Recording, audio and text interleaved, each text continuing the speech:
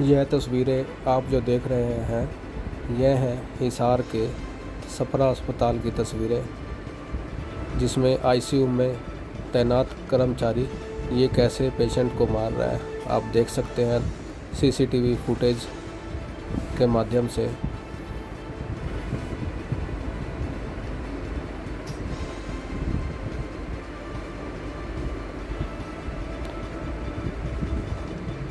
आप दोबारा देखिए कैसे ये कर्मचारी आईसीयू में इधर उधर झाँकता है और फिर ये पेशेंट को मारता है।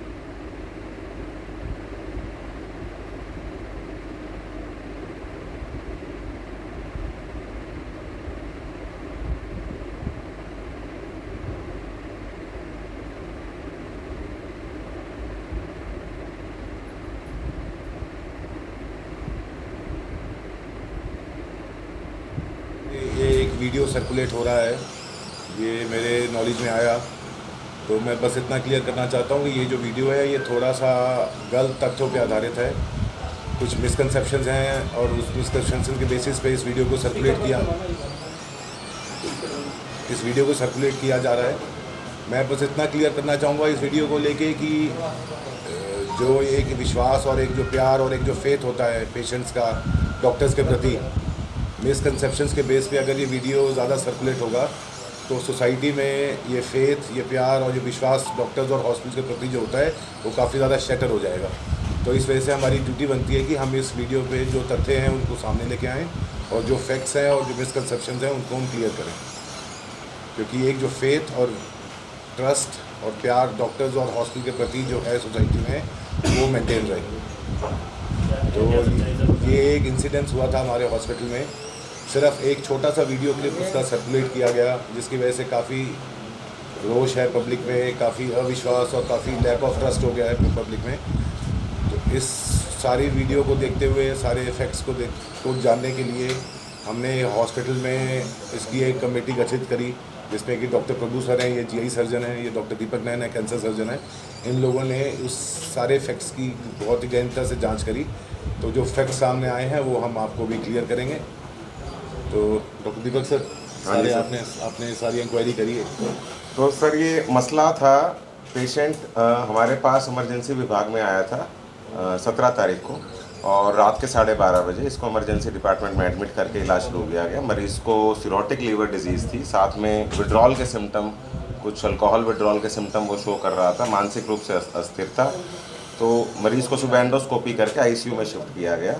और जो हमारा ये स्टाफ था नवीन, ये अस्पताल में 26/6/2022 से काम कर रहा है, 1.5 साल से डिग्री होल्डर स्टाफ है। इसके खिलाफ पहले कोई भी शिकायत ना तो कोई रही थी, और ऐसा हमें कोई सोचने को नहीं था कि ऐसा कुछ करेगा। इसने शायद मरीज़ जब विड्रॉल में होता है कुछ बातें कर देता है तो उससे गुस्से में आके अपना आपा खो बैठा, और अस्पताल प्रशासन कमेटी ने उसी समय एक्शन लेते हुए तुरंत प्रभाव से सुबह ही उसको टर्मिनेट कर दिया गया था। कोई बाद में नहीं 5, 7, 10 दिन बाद किया हो, अगले दिन सुबह ही टर्मिनेट कर दिया गया था। और पेशेंट को उसके बाद जो ट्रीटमेंट मिला था उससे मरीज़ हैप्पी भी था।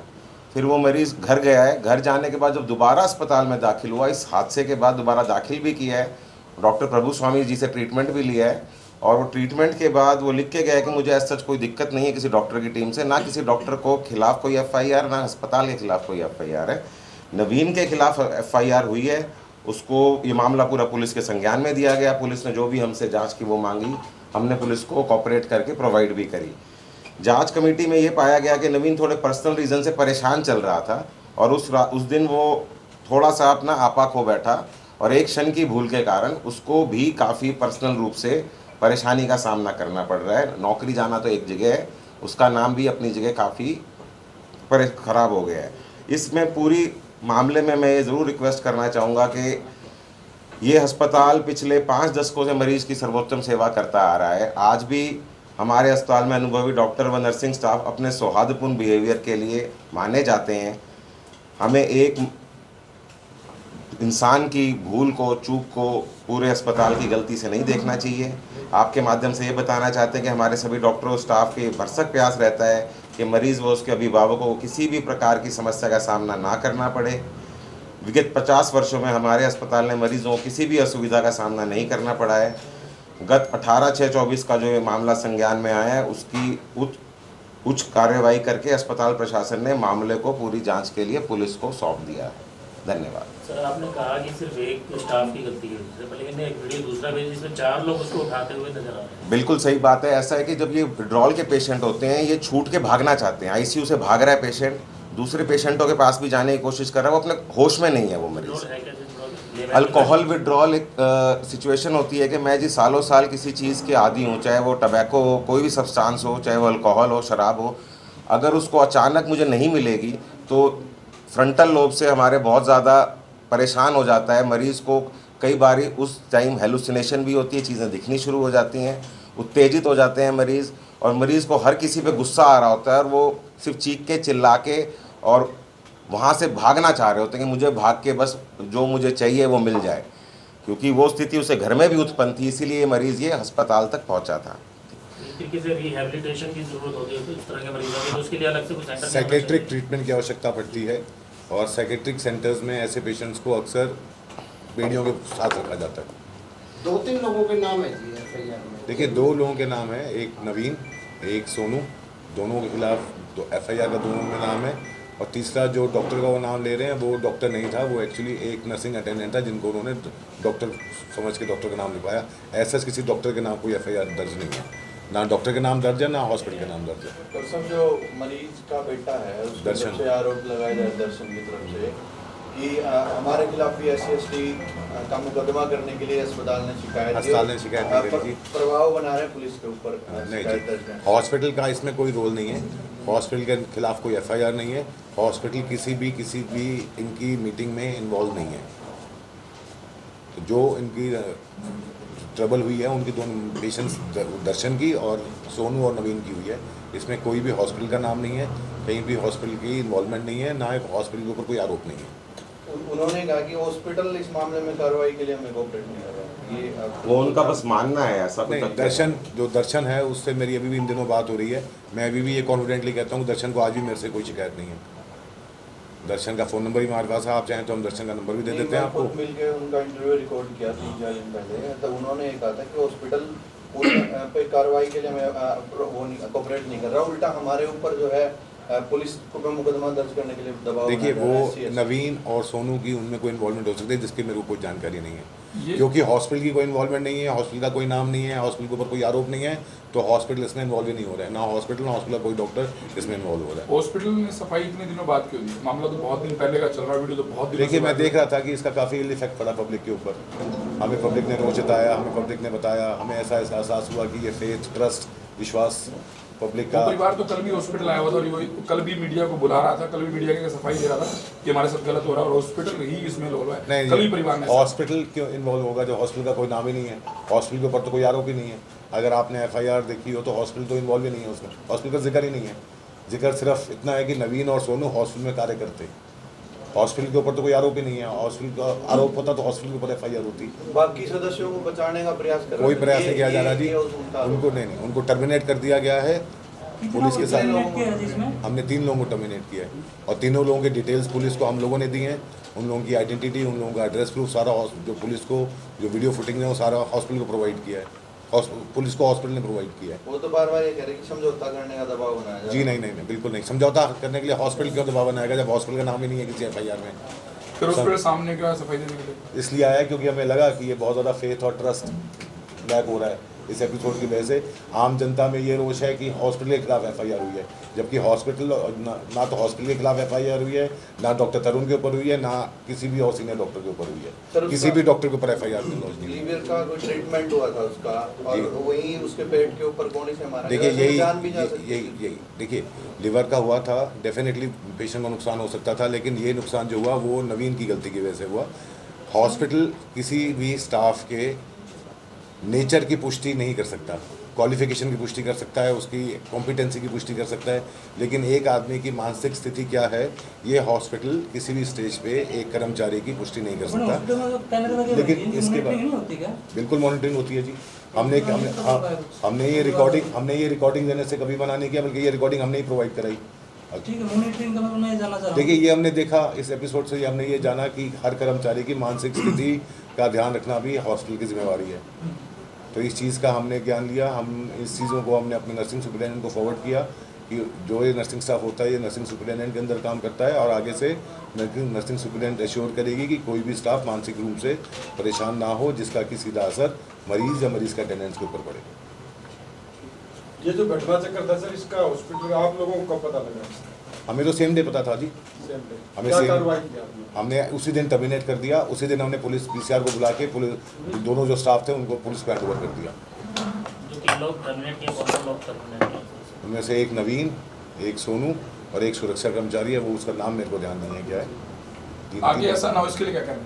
इसके लिए हमने ये किया कि हम अपने नर्सिंग सुपरिटेंडेंट को हमने बोला कि जितना भी नर्सिंग स्टाफ है वो असेस करे कि कोई भी अननेसेसरली किसी मानसिक प्रॉब्लम में तो नहीं है जिसका कि दुष्प्रभाव पड़ सकता है पेशेंट या पेशेंट के अटेंडेंट के ऊपर। स्टाफ को हमने टीच किया, स्टाफ को बताया, स्टाफ को भी ये रियलाइज़ किया कि ये देखो तुम लोगों की गलती की वजह से हॉस्पिटल और हॉस्पिटल के डॉक्टर्स के ऊपर कितनी हानि हो सकती है। थैंक यू सर, आपने कहा कि किसी की मानसिक स्थिति की हम जिम्मेदारी नहीं ले सकते, बल्कि मेरे हिसाब से कहना गलत है, क्योंकि अगर हॉस्पिटल में कोई मरीज आ रहा है वो हॉस्पिटल के ऊपर ट्रस्ट करके ही आ रहा है, मानसिक स्थिति आपके स्टाफ की कैसी है तो चुनाव भी करेंगे। देखिए मानसिक परेशानियाँ डे टू डे चीज़ की चीज़ है जी। आज की तारीख में भी हम किसके ऊपर क्या मानसिक परेशानी है ये किसी के फेस से प्रकट नहीं होता। कौन अपने घर से मानसिक स्थिति की परेशान होकर हॉस्पिटल में ड्यूटी पे आ रहा है ये असेस करना हमारे लिए बहुत मुश्किल है। लेकिन अब हमने ध्यान रखा कि हमने अपनी काउंसलिंग सेशन स्टार्ट किए हैं। नर्सिंग सुपरिटेंडेंट को हमने बोला है कि थोड़ा मानसिक मेंटल वेलबींग अपने एम्प्लॉयज़ की तरफ ध्यान दें, और स्टाफ से थोड़ा ज़्यादा कम्युनिकेशन बढ़ाने के लिए बोला है कि अगर कोई मानसिक स्थिति प्रॉब्लम है तो वो हमें बताए ताकि हम उनका समाधान कर सकें। स्टाफ था उसकी उम्र का भी थोड़ा ख्याल रखना चाहिए, 21 साल का लड़का था। देखिए काम का बोझ तो ऐसा नहीं है कि शिफ्ट्स में ड्यूटी होती है। अब क्या मानसिक प्रॉब्लम थी उसको, उससे हमने बात नहीं करी क्योंकि हमारा उससे कोई कम्युनिकेशन नहीं रहा इस एपिसोड के बाद। जैसा कि उसने बताया पुलिस को, जैसा कि उसने बताया हमें कि मैं मानसिक रूप से परेशान था, इसलिए हमारे से ये गलती होगी। उसने हाथ जोड़ के उसका और उसके परिवार वालों ने हॉस्पिटल से माफ़ी मांगी। इस तरीके के जो केसेस होते हैं, जो रिहेबिलिटेशन वाले, जो विड्रॉल वाले बता रहे हैं, तो इसके लिए क्या कोई अलग से वार्ड बनाने की जरूरत नहीं है, क्योंकि इस तरीके दूसरे मरीजों को भी नुकसान पहुंचा सकते हैं। नहीं देखिए लीवर कमजोर था उसका, उस टाइम एक्चुअली जो प्रॉब्लम थी उसको खून की उल्टियाँ आ रही थी, तो हमने पहले उसकी खून की उल्टियों को कंट्रोल किया डॉक्टर प्रभु सर ने, एंडोस्कोपी करके खून की उल्टियाँ रोकी। वो पेशेंट स्टेबल हो गया। जो विड्रॉल वाले सिम्टम्स आते हैं उनका ट्रीटमेंट अगले 15 दिन, अगले 21 दिन के लिए चलता है।